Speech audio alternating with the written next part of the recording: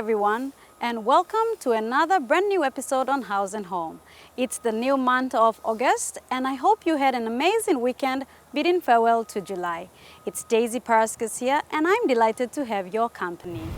Coming up on our show, a young couple share tips and advices on car maintenance and car care, an interesting DIY project by a lady from Hanwabada, and we feature House and Home's very own hard work man Jordan Dangi and National Colgate Toothbrushing Day at Butuka Primary School. Have you ever been told that you have a contagious smile, or when you smile somebody admires how clean your teeth are? Well, oral hygiene or dental care is essential for healthy teeth and gums. This includes daily brushing and flossing. In addition, you should see a dentist regularly for dental examination and cleanings. Good news is, oral hygiene is preventative care. This means you can stop oral health problems such as cavities, that is, tooth decay and plaque buildup, gum disease, bad breath, and other issues. House and Home took part in celebrating Colgate-Palmolive PNG Limited's National Toothbrushing Day held on 28 July at Butuka Academy. One of the activities during the celebration was toothbrushing demonstration by Colgate's health educator Vincent Memafu and Henry Morgan. All right, you guys excited? No. Are you guys excited? One more time, you guys excited? Yeah.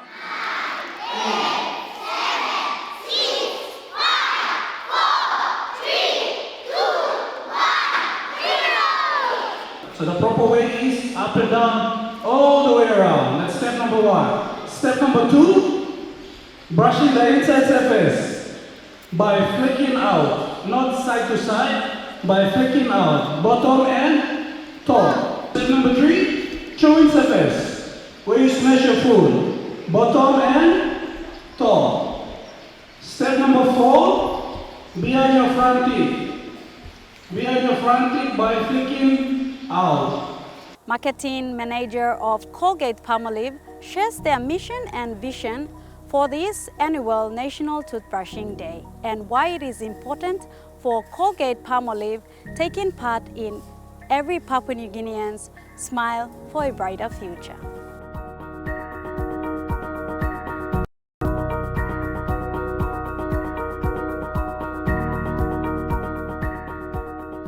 Actually, the National Toothbrushing Day started before COVID, and we were on a three-year break.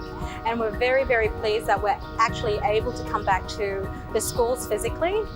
And the National Toothbrushing Day is very significant, and it plays a vital role in Colgate-Palmolive PNG's corporate responsibility in educating children especially, but also adults, about the importance of oral hygiene. We are happy to partner with Colgate, and Colgate is partnering with the dental specialists in the country to help people understand the very important issues and problems, especially when it comes to looking after the oral health.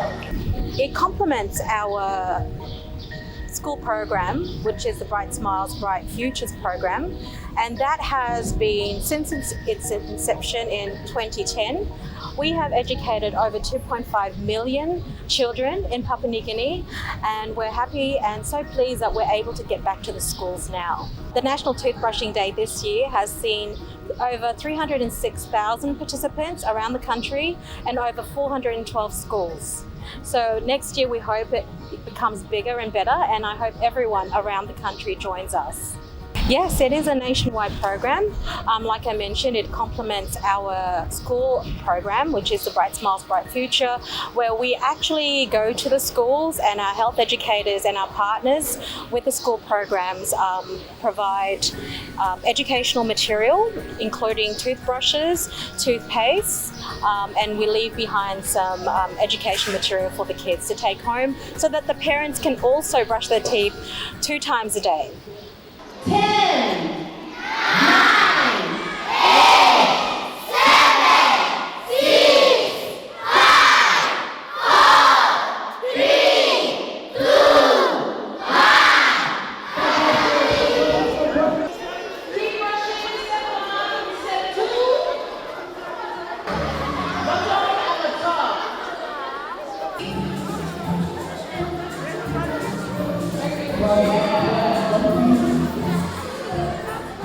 of our program. So we have been doing it all year. I'm going to have to check the team because we visit at least 10, 20 schools per week.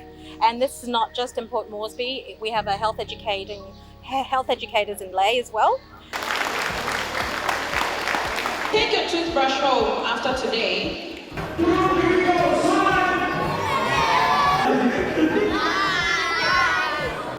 I think my message, or our message, to school children and parents is that, you know, your oral health is very significant to your overall well-being, and brushing twice a day for 2 minutes will make a lifelong difference to you. At Colgate, we believe that everyone deserves a future that you can smile about. So please create that habit with yourself and your children.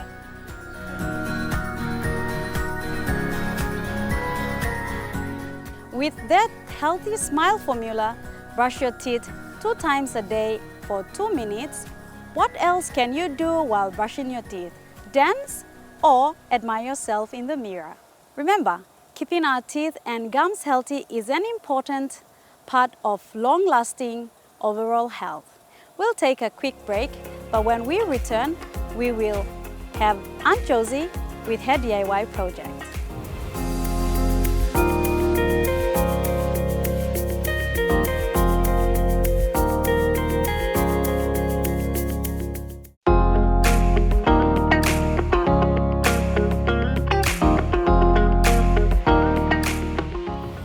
Welcome back.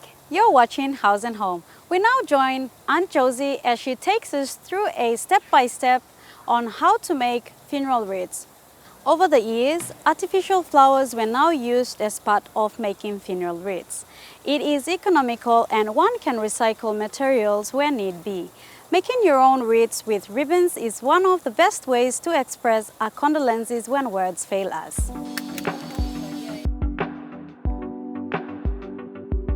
I used to work for Axel Nobel or Taubman's Paint, well known here in PNG. It's a paint company. So although I was working in the finance department, good 25 years, the company was manufacturing and selling paint. So that's where I kind of understood colors. I understand colors, I can match, and I can work with them, yeah. So that's where I got the idea of matching and making, yeah. My name is Josephine Kula. I am from Mix Hanobada, Millen Bay, that is Wow, and my mother is from Rigo. I went into this little, very interesting business, I should say, little home business, in 2012, when I used to work for a corporate company and I was living at a girls' hostel, and my daughter at that time was about 8 years old. She used to go and spend time with me. And being a little girl, she used to cut pictures from a magazine. After work, when I come home, she'll say, "Mom, I put this together, all the colorful curtains and all that." And she used to be interested in like colorful things. So I thought, I went to Google, and then I saw these wreaths, these flowers. And I told my daughter, well, why don't we do something like this, you know? So I pulled out all the newspapers, we cut flowers.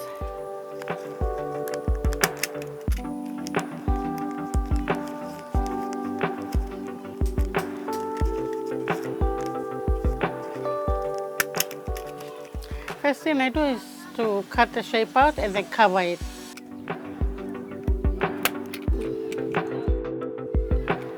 Yep. So it's not like obvious that it's a cardboard used, you know? Yeah. So after a week, I went to the funeral home with all my samples. He had a look at them and he said, I can sell this for you. So from that time on, I used to make them about 10 and deliver them over the weekend. And I was making good money out of that. Recently, I kind of changed my style. of my products, working mainly with ribbons costs. The cost of flowers has gone up, and the foams as well. They're very costly these days, so I am working with materials at home that I can find, and working mostly with ribbons and selling at an affordable price now. And even from this little business, I've been paying for my daughter's school fees. From say grade 8 to now she's in a higher institution. This little business is helping me, has been helping me all these years, yes. I just finished this, yeah. If anybody's interested, they'd like to buy a lovely wreath for their loved ones, they can always call me.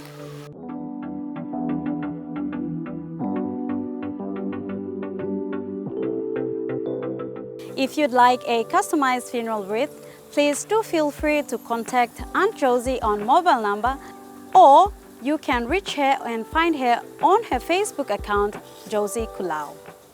Aunt Josie not only makes funeral wreaths, she also makes bridal bouquets and floral headbands.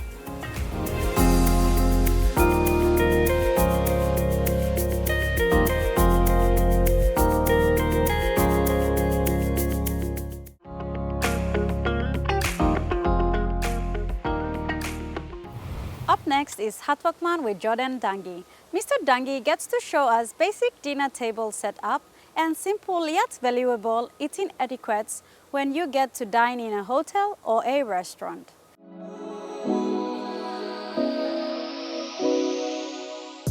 Hey everyone, a very good evening to you, and thank you for joining me on yet another segment of Hatwakman on House and Home. I'm your host, Jordan Dangi. Now, as you can see, I'm here at the Telecom Cafe, and today we're going to show you how we would set up a dinner setup from the basic to the casual and to the formal. Now let's get straight into it, okay? All right. Okay, ladies and gentlemen, so this is a basic table setting, the first one. Now, as you can see, we have our dinner plate at the center, and towards our left, we have our napkin, and our dinner fork is on top of our napkin here. That's all towards our left side. And to the right side, we have our dinner knife, and then we have a spoon right here. Now, in the top right-hand corner, as you can see, is the water glass. Now, this is a basic setup that you can use in your homes too. Now, we're gonna go on to the next setup, which is the casual setup. Now, as you can see, the dinner plate is at the center again, and then we have the second plate. It's the salad plate. It's on top of the dinner plate, and at the center of it all, and at the top of all the plates, we have the soup bowl here, as you can see. Now, to our left again, we have our napkin, like before from the basic setup, and then we have our dinner fork on the left. To the right side, we have our dinner knife, same as the basic, and then our soup spoon, because we have a soup here. And then towards our right side, the top right side of our table, we have our water glass, and then we have a wine glass. Now, as you can see, this is not actually a wine glass here, but this is just for demonstration purposes. So we're using this glass here. Now, this is a casual table setting. As you can see, you will find on a restaurant table or a hotel. Now, let's move on to our formal table setting. Now, as you can see, we have our dinner plate obviously at the center again, and we have a soup bowl on top of it. Towards the left side, as you can see, we have our napkin and our dinner fork, which is closed inside the plate, and then we have a salad fork, which is outside the plate. Now, moving on to our right side, we have our dinner knife, as same like before. Now, our soup spoon over here is obviously for the soup over here. It's gonna be in our bowl. To our top left hand corner, we can see our bread plate over here and our butter knife. To the top right hand corner, as you can see, we have our water glass close to our plate, and then we have a red wine glass, which is towards the top, and then we have a white wine glass, which is at the bottom. Now moving on to our dessert at the front. As you can see, this is our dessert spoon. It is laid in front. And then we have 2 salt shaker and pepper shaker. They are in front of us. So pepper shaker is always at the right hand side and the salt shaker is always on the left hand side of your table setup. Now this is a formal table setting. As you can see, you'll find them in hotels and restaurants and wherever you go to have your formal dinner. Now you're wondering, Jordan, there's a lot of utensils on the table. How would I go about it? Now, the number 1 rule is to start from the outside and work your way inside. What do I mean by that? I mean by, as you can see, our soup spoon is at the outside of the setting. And we start from the outside, we eat our bowl of soup first, and then we work our way inside and finish our meal. Now, some of the languages they use in hotels and all that, and one of the ones is to, when you're eating and then you want to pause for a moment, you'll put your fork and spoon at the center of the plate, forming an inverted V. As you can see, this is an inverted V. When you pause, when you're having your meal and you want to pause, you put your knife like this and your fork like this. That indicates that you are, pause on eating your meal. The number 2 language is if you want to have another plate, you'll put your fork straight up, pointing upwards, and your knife pointing towards your left side. That indicates that you are wanting another plate of food. When you finish eating and you want the waitresses to take your plate away, by putting your fork and knife pointing upwards, indicating that you are finished eating and you want them to take your plate away. Now to our second and last, if you want to show appreciation for the food that has been served towards you, you want to show appreciation and show them that it was a good meal, by putting your fork and knife pointing towards your right side, and that indicates that you enjoyed the meal. Yeah, you enjoyed the meal. And the last one is when the meal wasn't up to par with you and you didn't like it, and by putting your fork always on your left side and your knife, you put your knife through the teeth of the fork, indicating that the meal wasn't up to par with you or you didn't like the meal. Now those are some of the things that you need to know when you're going out on dining. And sadly, we have come to the end of the show.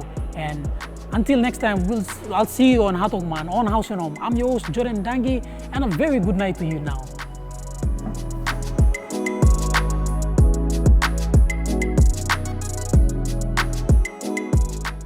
I hope you learned something new, because I did. I never really paid attention to how the dinner cutleries are laid out on the tables. Thank you, Jordan, for this very informative session. You're watching Haus and Home. Stay with us. We'll be right back after the messages.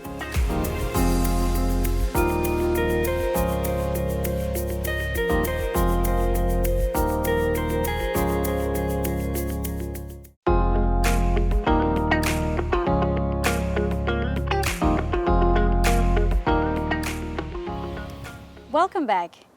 For car care, Haus and Home got to meet Lionel and Angel. This young couple shares tips and mechanical advice on how you can take care of your car or your vehicle.